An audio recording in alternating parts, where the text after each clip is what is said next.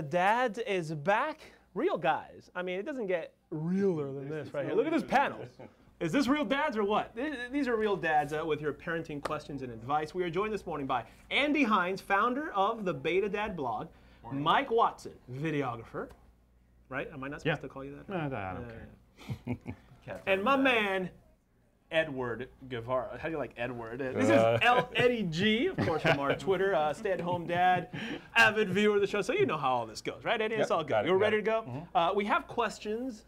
We have video questions from other dads and parents, and we will dole out the advice, which is always excellent.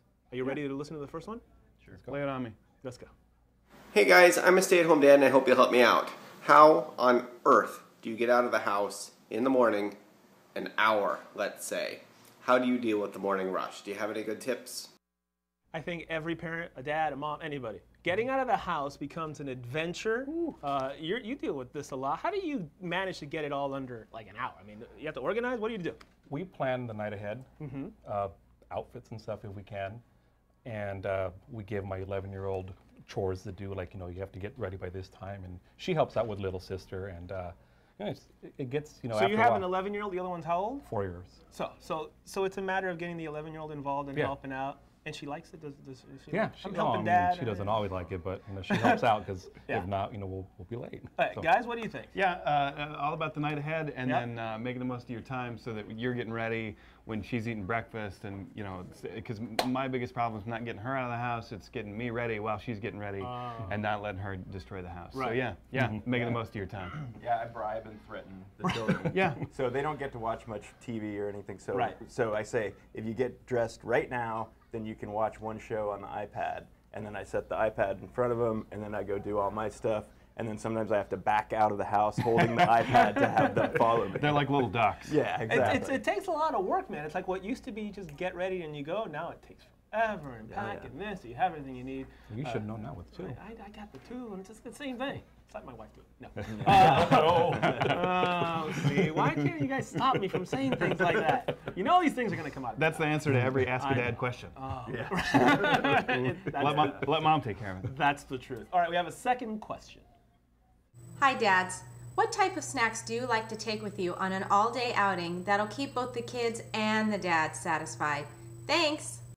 This is another good one. We get this one a lot about what kind of snacks we should take. Our 3-year-old constantly asks for snacks. Constantly. Every 5 minutes.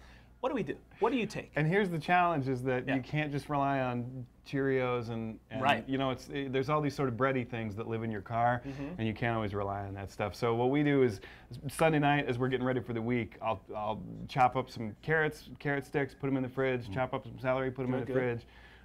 Chop up, you know, kind of whatever we can do, and that way they're in these little individual things, so it's as easy to throw in your bag as goldfish or whatever, and then on that way out of the house during the morning rush, toss it in the bag, take it with us. That's what we do. I'm not as organized. But my kids are a little bit fussy, but they always love goldfish, and they always love like the little squirty applesauce thing. So those are super popular. Yeah, those are big. With that fancy thing that comes off, that cat, that's hard. I keep those in the backpack at all times. And then I'll supplement them with fresh things, because sometimes the fresh things will go begging. You know, I'll be like carrots, and they're like, nah, goldfish.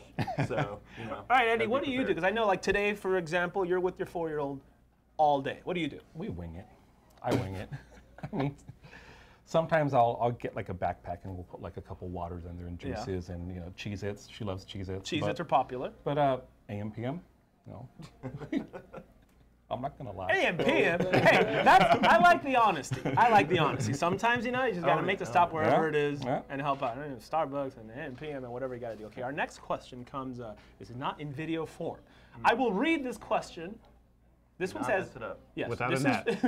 This is from a mother named Leslie, and it reads, quote, "Hi, dads. I have a question about taking little kids to major sporting events. I got free tickets to a game tomorrow night, right behind home plate. If I were not this 18-month-old child's parent, I wouldn't want him sitting next to me, especially if I had paid for the pricey ticket myself. What should I do if the babysitter can't make it?" Whoa, that's a good one, Leslie. Go, who wants to start? Why don't you start? Take the kid to the game. Yeah, take the kid to the game. If it were the opera or something, I might think twice about it. But You know, people are going to be yelling and screaming. Frankly, I probably don't care as much as I should what other people think of my children going to public places. You don't have to stay 9 innings. You can stay 4.5. You know, I don't know. I don't have any problem with it. And if they get worked up, you walk them around. And if they get loud, it's a baseball game. Yeah, right? The Padres in particular are really good. Everybody's got stickers for the kids. Right. And there's a place to park your stroller. And we've been going since our daughter was, I don't know, awesome. 0. Yeah. You went recently as well with your kids, well, right? the thing is, you have to pay for them once they're 2 years old. Take advantage of it. And the person you're going to be sitting next to, are you ever going to see them again? And if not, Leslie, Raul and I will go. Give us a ticket. We'll go. Give us the nice ticket. I want to sit behind home plate. Yeah. Right? I took I think the first baseball game, the first Padres game we went, I think our kid was like maybe a little over a year old. Sat in our laps, watched, and it was fine. Yeah. And people around usually are nice. Yeah, we bring both of our daughters all the time. We've been going for years. And all those snacks. And with the snacks from AM, PM, or whatnot at the cellar and everything else. Dad's excellent advice as always. We thank you all. Adam, Mike, my man Eddie over here. Thank you guys. That was easy, right? Yeah. Can we show the kids, by the way? Let me tell you, some of the kids, look at where they're hiding out. This is what dads do. Sit our kids on the floor. Kids, you play together. There's my snacks in action. There are the snacks in action. They're working. They're keeping them distracted. I love it. If you have a question for the dads, of course, you can send your video or YouTube link to Fox 5 Morning News at tribune.com. The girls are playing. The guys. Oh yeah, that too. Yeah, that too. Well, we'll show the dads. I want to see the group because we're all going to give you one. We should come up with a thing for like when we go like. What do you think? Like is that? It's like dating I believe that's been taken. We could like, hey, dad. We're back in 2 and 2. Hey. All right, back to Erica in the studio. Keep working on that, Raul. Keep working. All right, still ahead on Fox 5, firefighters are making some progress this morning, fighting blazes in Southern California, where some people are now being allowed in their homes. And then we are checking in with the one and only Heather Ford.